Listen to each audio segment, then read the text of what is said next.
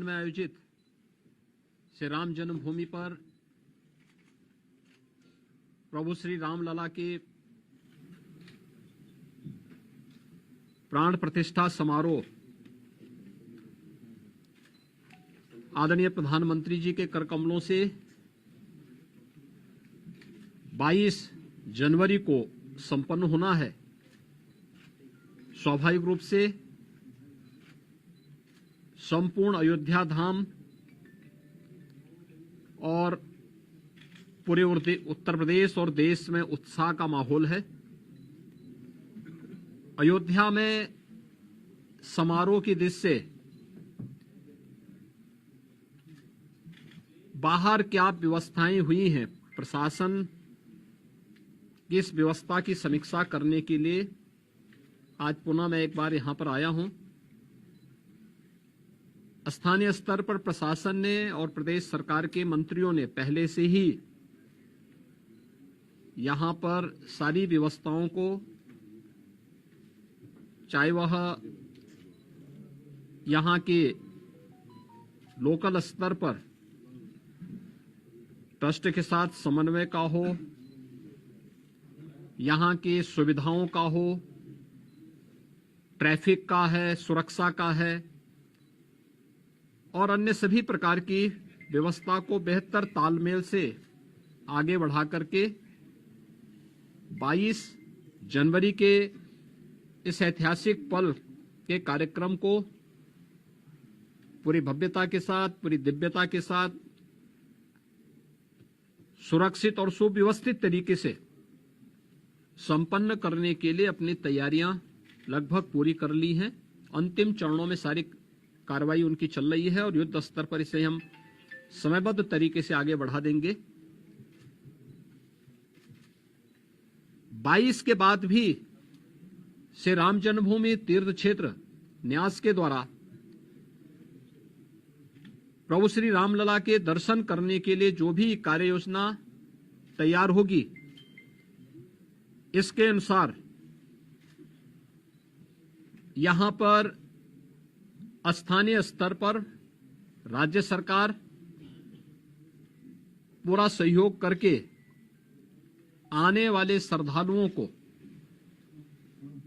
यहां पे पूरी श्रद्धा के साथ उन्हें दर्शन करने का अवसर प्राप्त होगा। यह व्यवस्था सुनिश्चित करने के लिए अपने स्तर पर पूरा सहयोग दे रही है। इसके लिए टेंट सिटी भी लगाई गई हैं, धर्मशालाओं को भी तैयार किया गया है, होटल्स भी यहां बने हुए हैं। लखनऊ, वाराणसी, प्रयागराज, गोरखपुर या अन्य शहरों से यहां के आने के लिए एक बेहतर ग्रीन कॉरिडोर की व्यवस्था भी दी गई है, जिससे कहीं भी किसी को कोई दिक्कत न हो। सुरक्षा की पुख्ता व्यवस्था की जा रही है, किसी भी स्तर पर किसी भी श्रद्धालु को दिक्कत न हो, इसके पूरे प्रयास किए जा रहे हैं। अभी से तैयारियां की जा रही हैं क्योंकि हर एक मन में उत्साह है, उमंग है। 5 सदी के बाद ये अवसर आया है तो स्वाभाविक रूप से हर श्रद्धालु इस बात को चाहता है कि मैं भी रामलला का दर्शन करूं। मेरी अपील होगी सभी जनता जनार्दन से कि जो भावनाएं उनके मन में है वही हमारे मन में भी है,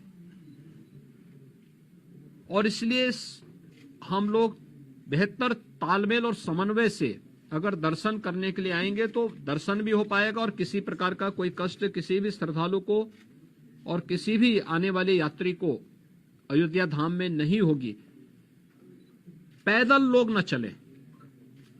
हम लोग देख रहे हैं बहुत सारी जगह से लोग पैदल चले आ रहे हैं, वे पैदल न करें। भीषण शीतलहरी चल रही है।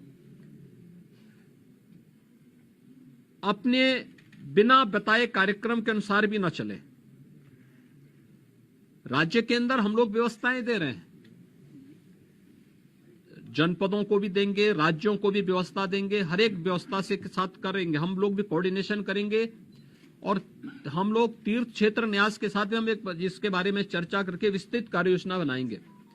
लेकिन अगर हर व्यक्ति अपने तरीके से आएगा तो कहीं अव्यवस्था की सी स्थिति न पैदा हो, ये हमें देखना होगा। और हर व्यक्ति इस बारे में अपना जैसे अब तक सहयोग करते रहे हैं, तो उस सहयोग को अगर आगे भी जारी रखेंगे तो हमें भी बहुत सुविधा होगी और हर एक श्रद्धालु को, आने वाले श्रद्धालु को भी प्रभु श्री रामलला के 500 वर्षों के बाद, कई शताब्दियों के बाद दर्शन करके आनंद की अनुभूति होगी, अंतःकरण से उन्हें आनंद की अनुभूति होगी। इसके लिए भी बेहतर कोऑर्डिनेशन की दिशा में प्रयास प्रारंभ किए गए हैं।